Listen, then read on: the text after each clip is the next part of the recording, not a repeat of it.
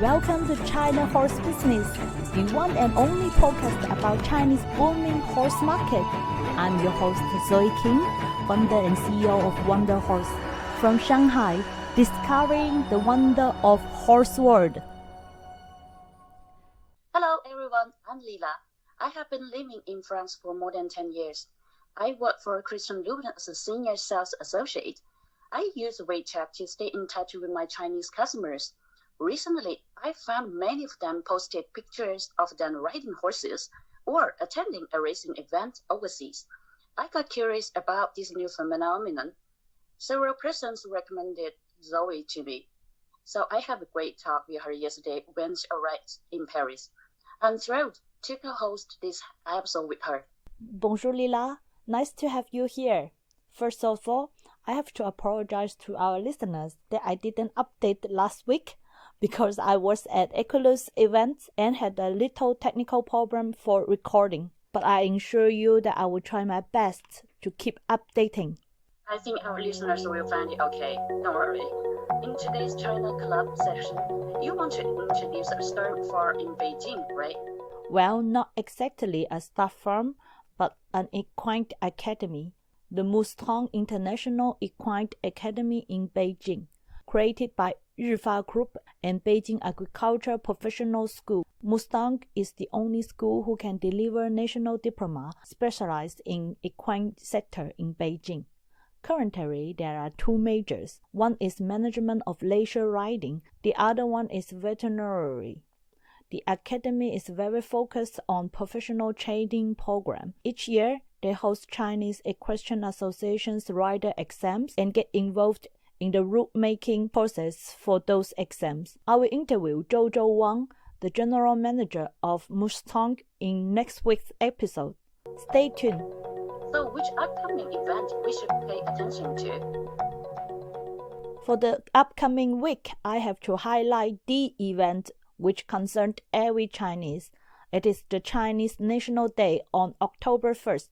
This year, China celebrates its 70th anniversary by hosting a massive military review and an impressive parade in Beijing. We observe a huge rise of patriotism in every sector and everywhere in China. The official holiday will last for 7 days from October 1st to 7th. It is known as the Golden Week holidays, during which many Chinese will travel in China or overseas. All business, except for services sectors, will be closed in China. Strongly suggest not to plan any business trip to China in this period. In China Q&A section, our listeners can also interact with you by leaving their specific questions in Apple Podcast and YouTube. This week, you're going to answer this question from Laura in France. Hi Zoe, congratulations on your show. I listened to the latest episode in which you interview Michelle Wang, owner of Equine International Riding Club, and talk about their event. I found it very informative and interesting. Bravo! I wonder how many female riders like Michelle Wang are there in China. Thanks. Thank you, Laura, for the question. I know the equestrian sport is the first female sport in France in terms of population of licensed members. In China, the number of female riders is growing very fast. It is estimated that there are 1 million riders in China, among which over 60% are female riders. Many female professionals work in the industry too. They are vets, coach, grooms, stable managers, marketing and salespersons, and investors. But there are much less female professionals than males. They still struggle with difficulties relating to sex equity in this industry. You met a lot of people during Equine's International Horse Week, and you talked to Damien Aurenche, sales director of Freejump. Yes, it is a great brand with great products. Let's listen to Damien's feedback on the event and their success story in China. Damien, you are the sales director for Freejump, and I met you in China Horse Fair last weekend. So what's your feeling about it? Are you satisfied with the China Horse Fair this year? So I was in China a year and a half ago, for the horse industry. I've been in Chinese several times. For the horse industry, it was my second time, and it was indeed my first time at the China Horse Fair. Yes. Freejump is quite well known in China already. People know us for the stirrups that we do, which are used by many riders to compete and to train everywhere in the world, including China. The idea was to be there to show the new things, yes, and also to show this brand Oscar and Gabriel. So we had a stand with Consulting Asia. I was quite happy with the organization of the fair. I think the organization did a very good job organizing the stands and the area for the stands.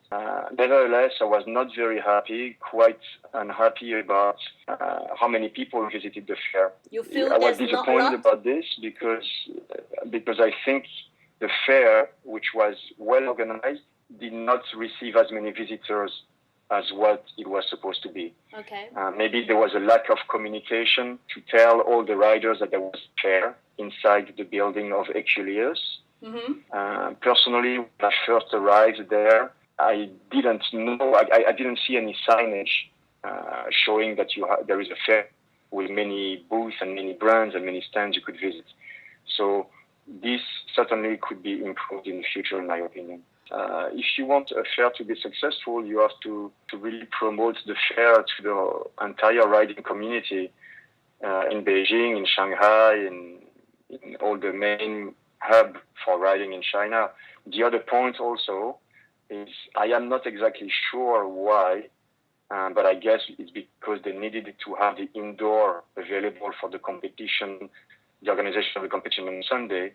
But in my opinion, the fair should have also be organized for Sunday, not only until Saturday, because on Saturday the fair was finished and there was still some competition running on Sunday. Okay, yes, a problem of schedule. So you said already that Freejump is well known by Chinese riders and Chinese horse community. Personally, I saw a lot of Chinese riders. They ride on your stirrups. So I was curious how you guys distribute your products in China through agents, through the tap stores, how it works. So everywhere in the world, we have the same way of distributing the products, which is through tax shops. Okay. We rely on the tax stores because for us it is very important to explain the product to the clients. Freejump is a very innovative brand. Everything we do is technical and bring a very high level of comfort to the riders with the stirrups, with the shoes and straps, with the tall boots. But to understand the level of technicity and innovation, you have to explain it. It has to be explained to the client. So it is important to distribute through a network of stores. We have selected the best stores, in our opinion, in China today to sell the products. Yes. You can find them in Beijing and also in Shanghai, and very soon in other areas where horse riding is growing very fast in China.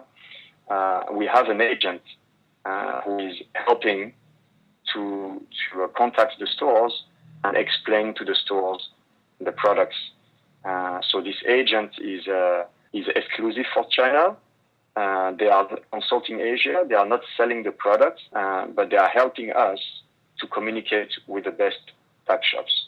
Usually when a shop wants to sell Freejump, we require certain things to be able to work with the shop. Okay. Like what? You require them only sell your products, no similar products? What kind of condition, if you can give us an example? Well, Freejump is a quite special brand. Everything we do is very innovative and quite different than the other brands. Our stirrups are really, we can say this, really at the competition level, the best stirrups you can find. Mm-hmm. And they are very innovative for many reasons, because the shock absorption of the stirrup is very unique, because we have a safety system which is very unique for over 10 years. Yes. So there is no really competitive brand to us.